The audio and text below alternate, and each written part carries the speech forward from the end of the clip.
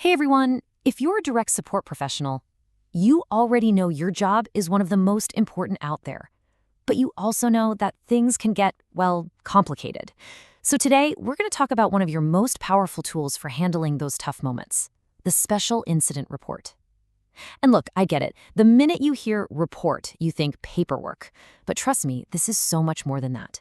It's really a guide for keeping people safe, for communicating clearly, and for being the absolute professional you are. So let's get right into it. So picture this. You're in the middle of a shift. Everything's going fine, and then, bam, something completely unexpected happens with one of the people you support. Your heart might be racing, right? It's in that exact moment that everything you've learned is about to be put to the test. What you do next can literally change the entire outcome. And it doesn't always have to be some huge, dramatic crisis. It could be something that seems small, like a medication error, maybe giving a med a little late or realizing the dosage was off. It might feel like a simple mistake, but in our world, every single medication error is a serious incident. And it's moments like these that show us why having a clear, professional plan isn't just a nice to have. It is absolutely essential. So what's your go-to tool when things don't go according to plan? It's right here. The Special Incident Report. You'll hear everyone call it an SIR, and I really want you to start thinking of it as your best friend in a tough situation. It's not about getting anyone in trouble. It's about creating safety, making sure everyone knows what's going on, and protecting the individual you support and yourself. So what is an SIR really? Well, it's a formal report. It's the official way you let the big oversight agencies, like the regional center or community care licensing, know that something significant has happened. You can almost think of it like raising a flag to say, hey, this event occurred and it needs to be on the official record. But why do we even have to do this? What's the real point? Well, number one, always is the safety of the individual. A good report can help prevent something similar from ever happening again. It also creates a clear, factual record of what went down, so there's no confusion later. It gets the entire care team on the same page, and this is a big one. It proves you're fulfilling your legal and ethical responsibilities as a care professional.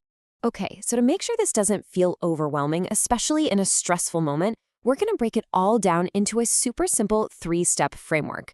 Just remember these 3 words, and you'll always know what to do. Observe, act, and report. Everything, and I mean everything, starts with step 1, observe. Honestly, this is one of your superpowers as a DSP. It's all about being tuned in and paying attention, using your eyes, your ears, and your gut to notice when something is even a little bit off. This is exactly why it's so important to know each person's normal. You're watching for any little change. Are they suddenly quiet? Is there a new bruise? You're listening to what they say, but also what their body language is telling you. You're also on the lookout for changes in their physical health. Maybe they seem weak or dizzy. That might be a cue to monitor their vital signs. Your observations are the first, most critical piece of the puzzle. All right, so you've observed something that's raised a red flag. Now it's time for step 2, act. This is where you shift from watching to doing. Your job now is to take immediate, smart action to make sure everyone is safe. You're not just an observer anymore, you're a protector. Your first priority, no matter what, is to protect the individual from any more harm. Make the area safe. Then, and this is key, you notify your supervisor or administrator right away. Don't finish your other tasks first. Don't wait till the end of your shift. Do it immediately. And of course, if it's a true medical emergency, you don't even think twice. You pick up the phone and call 911. Okay, the immediate danger has passed. Everyone is safe. Now we move on to the final and really crucial step, report. This is where you take everything you saw and did and put it into a formal document. You're turning your observations into an official record that helps everyone understand what happened. Now, the reporting part has some very specific rules, and this chart breaks it down perfectly. You'll notice the 2 main agencies have different timelines. For the regional center, you've got to give them a heads up within 24 hours, with the full written report due in 48 hours. They're really focused on things like suspected abuse or a missing person. Community care licensing, on the other hand, gives you until the next working day for an initial report, and they're concerned with things like injuries that need a doctor's visit. It's so important to know who you need to report to and when.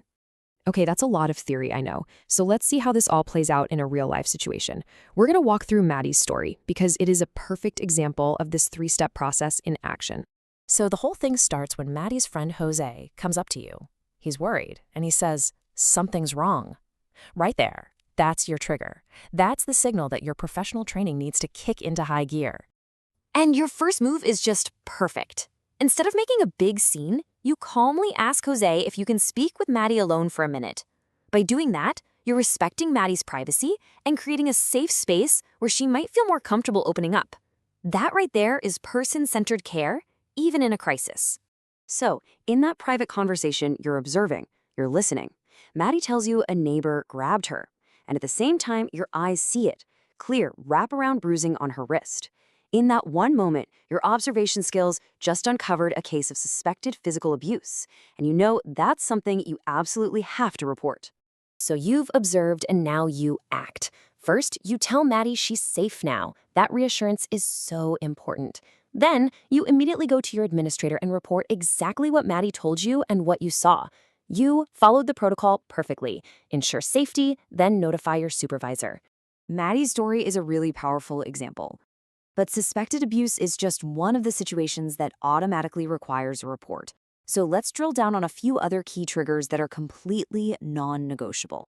To keep it simple, let's focus on 3 huge categories. If you ever run into one of these 3 situations, you know for a fact that an SIR is required. There's no gray area here, no exceptions. First up, like we mentioned before, medication errors. Any kind. Wrong person, wrong medicine, wrong dose, wrong time, even just missing a dose. And let me say it again because it's that important. There is no such thing as a minor medication error. Every single one is considered a serious incident, and you have to report it. Period. Second, you have to understand your role as a mandated reporter. This isn't just a workplace rule. This is the law. It means if you even suspect that abuse or neglect is happening, you are legally required to report it. You don't have to be 100% sure. You don't have to have proof. Just the suspicion is enough to trigger your duty to act. That's exactly what we saw in Maddie's story. And third is this big category of serious incidents and injuries. What does that mean? Well, basically any injury that needs more than a Band-Aid. If it requires a doctor visit or stitches, you report it. Anytime someone you support has to be hospitalized for any reason at all, you report it. If a person goes missing, you report it. It's really any unusual event that could harm someone's health or safety. So we've gone through the what, the why, and the how of ICRs. But at the end of the day, it all comes down to one thing: your professional mindset. There's a simple principle that will guide you through pretty much any confusing or difficult situation you'll face. So what's the big takeaway from all of this? If you ever find yourself in a situation and you're just not sure what to do, remember these 3 simple things: pause, document, ask. Just take a breath and assess the situation. Write down the objective facts, what you saw, what you heard. And please, never be afraid to ask your supervisor for help. That's what they're there for. Your professionalism is your greatest tool. Use it every single day.